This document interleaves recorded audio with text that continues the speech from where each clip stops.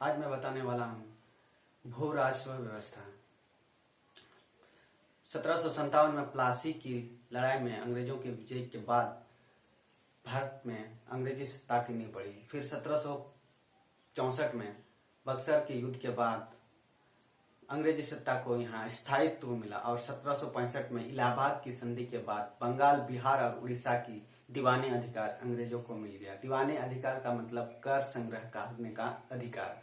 और इसके बाद देखते हैं कि अंग्रेजों ने भारत में कर इकट्ठा करने के लिए भिन्न भिन्न तरीके अपनाए। इसके अंतर्गत मुख्य रूप से 3 तरीका देखने को मिलता है। स्थायी बंदोबस्ती बंगाल में, महलवाड़ी व्यवस्था मद्रास और मुंबई में, रैयतवाड़ी व्यवस्था अवध और उत्तर पश्चिम भारत में। 1786 में लॉर्ड कॉर्नवालिस बंगाल का गवर्नर जनरल बन के आता है और उसको स्पष्ट हिदायत दिया जाता है कि भारत में ऐसी कर व्यवस्था लागू करे कि जिससे सरकार को भी लाभ हो और भारतीय किसानों को भी लाभ हो। इस कार्य के लिए उसके और 2 सहयोगी राजस्व बोर्ड के सदस्य सर जॉन शॉर और जेम्स ग्रांट जो अभिलेखपाल था, उन दोनों का सहायता लिया। इन तीनों के बीच बातों करते करते 3 महत्वपूर्ण प्रश्न उठ खड़े हुए। पहला, कर व्यवस्था किसके साथ किया जाए। दूसरा, कर व्यवस्था कितनी होना चाहिए। और तीसरा, कितने वर्षों के लिए होना चाहिए। इस संबंध में यह फैसला हुआ।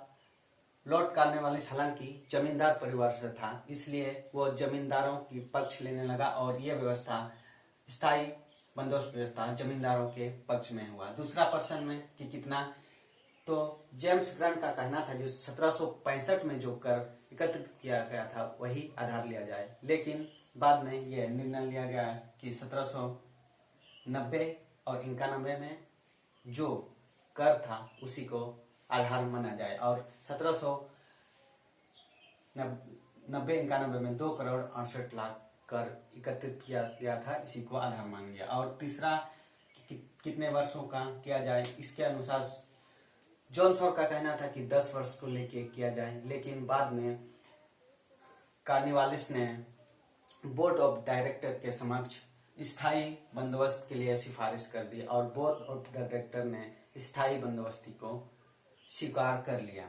इस तरह 22 मार्च 1793 को स्थायी बंदोबस्ती घोषित किया गया। इसके अनुसार 8/9 भाग सरकार को मिलने थे, 1/9 भाग जमींदारों को मिलने था। आइए देखते हैं इसके लाभ, क्या क्या लाभ थे। तत्कालीन स्थायी बंदोबस्त के बारे में विद्वानों ने या विचारकों ने अपने विचार रखे हैं। मॉर्समैन, P.E. रॉबर्ट्स आदि विचारकों ने। मॉर्समैन का कहना था कि यह साहस, निर्भीकता और बुद्धिमत्तापूर्ण कार्य था। P.E. रॉबर्ट्स के अनुसार यह तत्कालीन अस्त व्यस्त स्थिति में स्थायी बंदोबस्त को लागू करना बहुत ही लाभपूर्ण कार्य था। सबसे पहले आर्थिक लाभ। आर्थिक क्षेत्र में देखते हैं कि इसमें कर निश्चित कर दिया था। इससे अंग्रेजों को अब कोई डर नहीं कि फसल हो या ना हो, वर्षा हो या ना हो, कोई मतलब नहीं। कर निश्चित है तो कर हमको निश्चित कर मिलेगा। और दूसरा आशा की गई थी कि कृषि को प्रोत्साहन मिलेगा, कृषि में नए नए तकनीकी का उपयोग होगा और उर्वरक आदि का उपयोग होगा और कृषि का व्यवसायीकरण होगा। इस तरह की आशा की गई। दूसरा लाभ है राजनीतिक क्षेत्र में लाभ। इसमें जमींदार जो वर्ग थे वो सरकार के पक्ष हो गए। इस निश्चित रूप से सरकार को लाभ देखने को मिलता है। डॉक्टर ईश्वरी प्रसाद ने भी इसके लाभ के बारे में कहा है कि जमींदार वर्ग सरकार की सुरक्षा में रुचि लेने लगे और निश्चित रूप से 1857 के विद्रोह में यह जमींदार वर्ग सरकार के साथ दृढ़ता पूर्वक खड़े रहे। सीटन काल ने भी इस तरह के विचार रखे हैं कि राजनीतिक लाभ ने इसकी आर्थिक हानि को संतुलित कर दिया है। तीसरा लाभ के देखते हैं अल्पकालीन व्यवस्था के दोषों से छुटकारा। कृषकों को तंग किया जाता था, मतलब जब कर लेना होता था तो कृषक है कि कम फसल दिखाते थे या कम फसल उपजाते थे और साल के साल कर जो फिक्स करना था, इस तरह का झंझटों से सरकार को मुक्ति मिल गया। ये तीनों लाभ होते हुए भी इसके हानि या दोषों को अनदेखा नहीं करते हैं। अब दोषों के बारे में भी थोड़ा चर्चा करते हैं। दोषों में देखते हैं कि उत्पीड़न और शोषण का तांडव नृत्य देखने को मिलता है कृषकों के प्रति। इस दोष के बारे में तत्कालीन विचारक होल्मस का भी कहना है कि स्थायी बंदोबस्त जो है निराशमयी व्यवस्था थी।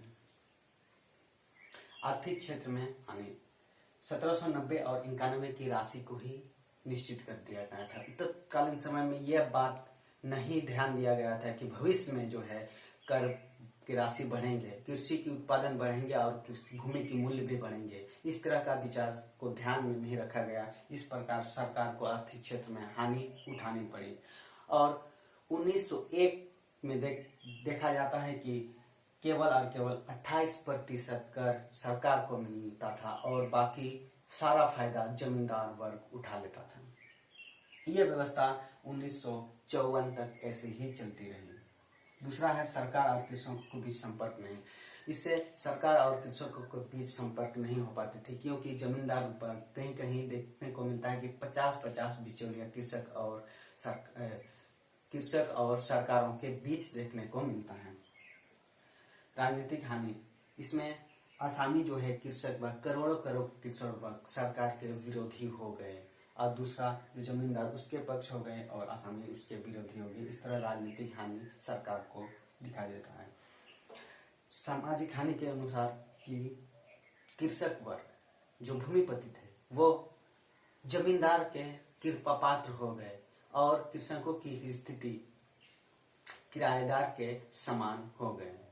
इस तरह राजनीतिक हानि भी देखने को मिलता है। सूर्यास्त का नियम सबसे ज्यादा जमींदारों को परेशान किया। जिस दिन कर देना होता था उस दिन सूर्यास्त के पहले कर देना होता था। अगर कर ना दिया तो उसकी जमीन को जब्त कर लिया जाता था। इस प्रकार देखते हैं कि सूर्यास्त के नियम से जमींदार भी परेशान थे। इस तरह यह व्यवस्था दोनों गुण और दोष होते हुए भी चलती रही और आजाद भारत में 1955 में west Bengal acquisition of estate act लागू करके इसको समाप्त किया गया।